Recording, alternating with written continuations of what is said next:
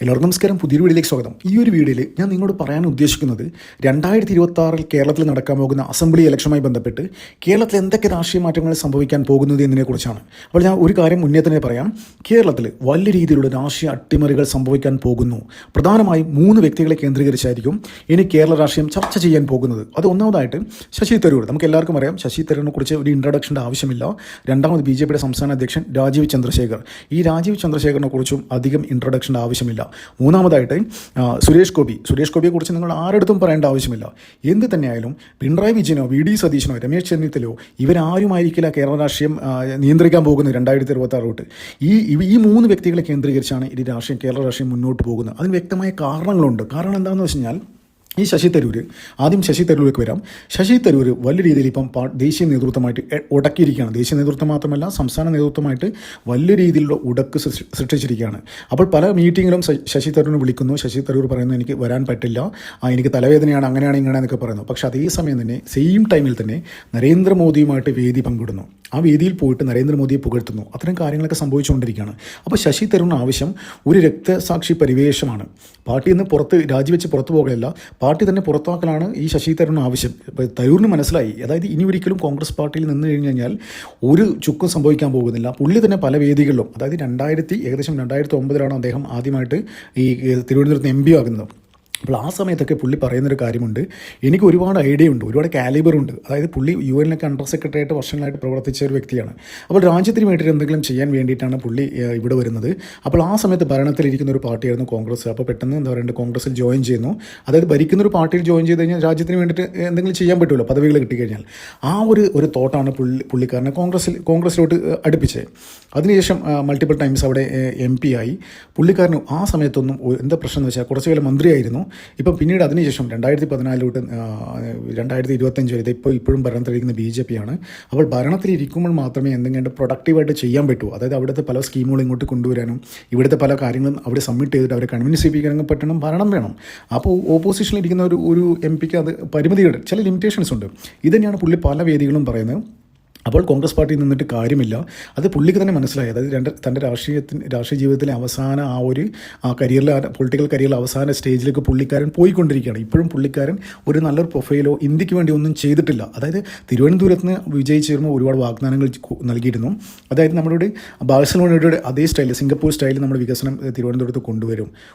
ഒരു ചുക്കും അദ്ദേഹത്തിന് കൊണ്ടുവരാൻ പറ്റിയില്ല. തിരുവനന്തപുരത്ത് ഒരു മഴ പെയ്താൽ പോലും മുട്ടോളം വെള്ളം കയറുന്ന, സിറ്റിയിൽ പോലും മുട്ടോളം വെള്ളം കയറുന്ന അവസ്ഥയാണ് ഇന്നിപ്പോൾ നിലവിലുള്ളത്. അപ്പോൾ ഇദ്ദേഹത്തിന് കേരളത്തിൻ്റെ പൊതുസമൂഹത്തിനിടയിൽ വലിയ രീതിയിലുള്ള സ്വീകാര്യത എന്ന് വെച്ചാൽ മീഡിയ ആയാലും ഏതൊരു ഇതിൽ പോയി കഴിഞ്ഞാലും തരൂരിൻ്റെതായ ഒരു സ്ഥാനം തരൂരിന് ലഭിക്കുന്നുണ്ട് എല്ലാ മേഖലയിലും. നമുക്ക് പല കാര്യം ശ്രദ്ധിച്ചാലും മാധ്യമങ്ങളൊക്കെ വളരെ വിനീതനായിട്ട്, മാധ്യമപ്രവർത്തകരൊക്കെ വളരെ വിനീതമായിട്ട് എന്താ പറയുക, കാൽക്കൽ വീണാണ് അങ്ങനത്തെ ക്വസ്റ്റ്യൻസൊക്കെ ചോദിക്കുക. അപ്പോൾ തരൂർ കേരളത്തിന് വ്യക്തമായ പൊതുസമൂഹത്തിന് മുന്നിൽ വ്യക്തമായ ഒരു സ്വാധീനമുള്ള ഒരു വ്യക്തി തന്നെയാണ്. അപ്പോൾ തരൂരിനെ മുൻനിർത്തി തരൂരിന് കോൺഗ്രസ് വിട്ട് BJPയിലോട്ട് പോകുന്നതിൽ വാർത്ത ഈ അടുത്ത കാലത്തൊക്കെ വന്നിരുന്നു. ഇപ്പോഴും ഏറെ നടന്നുകൊണ്ടിരിക്കുകയാണ്. അപ്പോൾ നരേന്ദ്രമോദി കൊടുത്ത നിർദ്ദേശം എന്താണെന്ന് വെച്ച് കഴിഞ്ഞാൽ, അവിടെ നിൽക്ക്, ദേശീയ രാഷ്ട്രീയത്തിൽ ഇപ്പോൾ തരൂരിൻ്റെ ആവശ്യമില്ല. ഇപ്പോൾ തരൂരിൻ്റെ ആവശ്യം BJPക്ക് സംസ്ഥാന രാഷ്ട്രീയത്തിലാണ്. സംസ്ഥാന രാഷ്ട്രീയത്തിൽ വ്യക്തമായി ഉപയോഗിച്ച് കഴിഞ്ഞാൽ വലിയ രീതിയിൽ മുന്നേറ്റം BJPക്ക് ഉണ്ടാക്കാൻ പറ്റും. ഇൻ കേസ് തരൂരിനെ ഒരു BJP കാൻഡിഡേറ്റ്, മുഖ്യമന്ത്രി കാൻഡിഡേറ്റ് ആയിട്ട് ഉയർത്തി കാണിക്കാൻ പോലും രാജീവ് ചന്ദ്രശേഖർ റെഡിയാണ്. അപ്പോൾ രാജീവ് ചന്ദ്രശേഖറിന് വലിയൊരു PR ടീമുണ്ട്. നമുക്കറിയാം, രാജീവ് ചന്ദ്രശേഖർ വലിയ രീതിയിൽ മീഡിയ ഓണറാണ്. ഏഷ്യാനെറ്റ് പോലുള്ള സ്ഥാപനങ്ങളുടെ ഓണറാണ്. അതുമാത്രമല്ല ഒരുപാട് PR ഏജൻസീസ്, അത്തരം കമ്പനികൾ അതിൻ്റെ ഓണർ കൂടിയാണ് ഈ രാജീവ് ചന്ദ്രശേഖർ.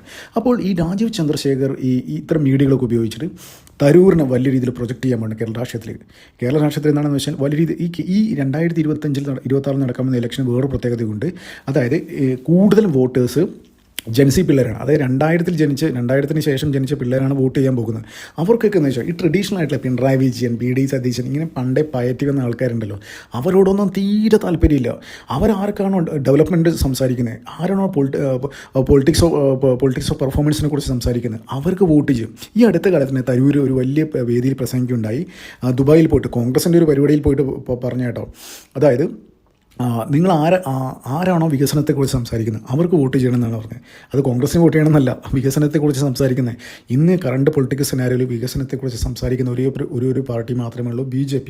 അപ്പോൾ ആ BJPക്ക് വോട്ട് ചെയ്യണമെന്ന് പരസ്യമായിട്ട്, അതായത് പരസ്യമായിട്ട് പറയുന്ന രീതിയിലാണ് തരൂർ ഒരു കോൺഗ്രസ് വേദിയിൽ സംസാരിച്ചത്. അപ്പോൾ തരൂർ മാനസികമായിട്ട് BJPയിലോട്ട് വരാൻ തയ്യാറെടുത്തിരിക്കുകയാണ്. അപ്പോൾ ഇവരെ തരൂർ കേരള രാഷ്ട്രത്തിൽ എങ്ങനെ ഉപയോഗിക്കണമെന്ന് BJPക്ക് നന്നായിട്ട് അറിയാം, രാജീവ് ചന്ദ്രശേഖരൻ നന്നായിട്ട് അറിയാം. അപ്പോൾ ഈ രാജീവ് ചന്ദ്രശേഖരൻ എന്താ ആവശ്യം എന്ന് വെച്ചാൽ പുള്ളിക്കാരന് മുഖ്യമന്ത്രിയാകണം, സ്ഥാനം വേണം, അങ്ങനെ ഒരു ആവശ്യമില്ല. റിസൾട്ട് ഉണ്ടാകണം. ബേസിക്കലി അയാളൊരു കോർപ്പറേറ്റാണ്, ഒരു വലിയ കോർപ്പറേറ്റ് സ്ഥാപനത്തിൽ നിന്ന് വന്ന ഒരു വ്യക്തിയാണ്.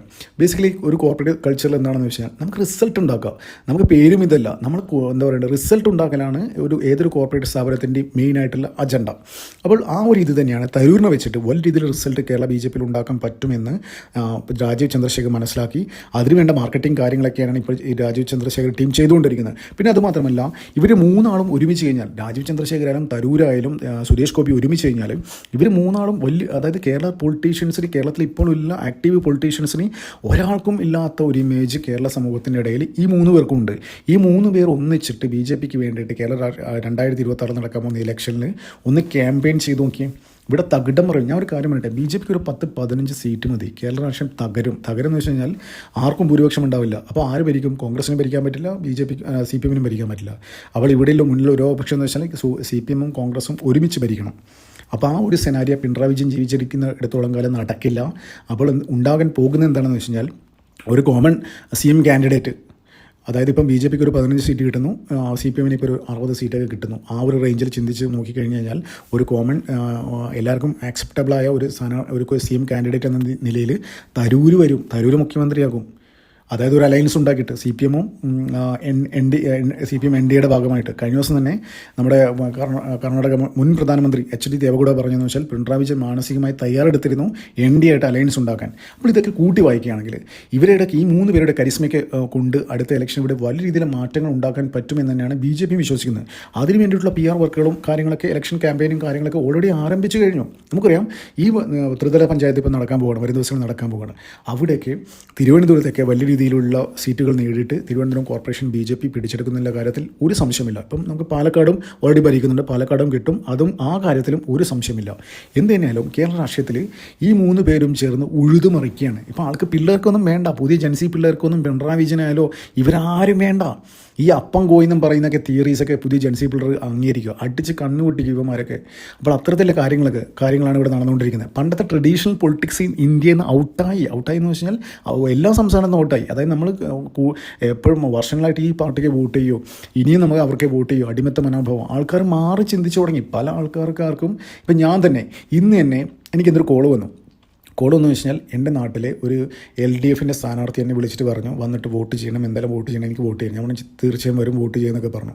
അപ്പോൾ ഞാൻ പറഞ്ഞു, ഇൻ കേസ് ഞാൻ വരുന്നില്ലെങ്കിൽ നിങ്ങൾക്ക് എൻ്റെ വോട്ട് ചെയ്യാം, അതായത് ആ സിസ്റ്റം നിങ്ങളുടെ പാർട്ടിക്കുണ്ടല്ലോ, നിങ്ങൾക്ക് വേണമെങ്കിൽ ചെയ്യാമെന്ന് ഞാൻ അവരോട് പറഞ്ഞു. അപ്പോൾ പറഞ്ഞു ഇപ്പോൾ ഒന്നും നടക്കില്ല, അതായത് ഇപ്പോൾ പണ്ടത്തെ വരെ ഒന്നും നടക്കില്ല എന്ന് പറഞ്ഞു.